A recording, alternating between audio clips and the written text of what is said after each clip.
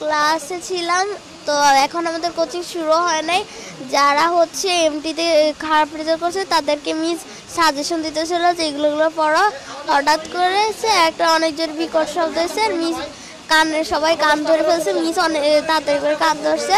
পরে এবার মিস বলে যে কী হয়েছে, আমি তো ভাবছি যে আকাশ থেকে মনে হয় শিলা বা কিছু পড়ছে।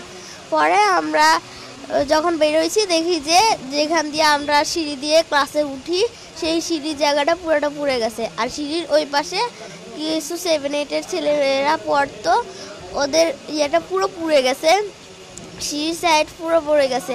ওখানে অনেকে মানে গড়াগড়ি করতেছে, 7-8-এর ছেলেরা তো ভয় দৌড় দিতে গেছিলো। আগুনের পরে অনেকে গা লাল হয়ে গেছে, অনেকের খুব জামা কাপড় পুড়ে গেছে, তারা মাটিতে শুয়ে শুয়ে গড়াগড়ি করতেছে। আমাদের লর্ড মিস বলতেছে যে তো আমরা সিঁড়ির দিকে দৌড় দিতে, আমরা ভাবছি যে মিস যেটা বলছে এটাই ঠিক। আমরা সিঁড়ির দিকে দৌড় দিয়েছি, মিস বলছে আগুন নিভে গেছে, ধোঁয়া উঠতেছে।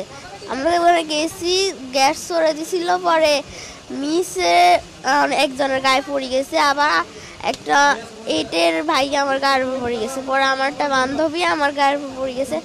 আমি অনেক কষ্ট ওখান থেকে উঠে আসছি। আর পরে বারান্দার যে গ্রিল কিছু ফায়ার সার্ভিসের লোক আসছে, তারপর কিছু আর্মি লোক আসছে, এসে ওরা গ্রিল ভাঙার পর আমাদের ওখানে ট্রান্সপোর্টের যে গাড়ি রাখা হয় ওখানে একটা গেট আছে, গেট ভাঙে গেট হচ্ছে জানলার সাথে দিয়ে লাগাই দিয়েছে যাতে সিঁড়ির মতো করে যাওয়া যায়। পরে 7-8 জন মিলে নামাইছে। কিছু আর্মি লোক মানে চারপাশে ছিল, আমাকে আস্তে আস্তে করে নামাইছে।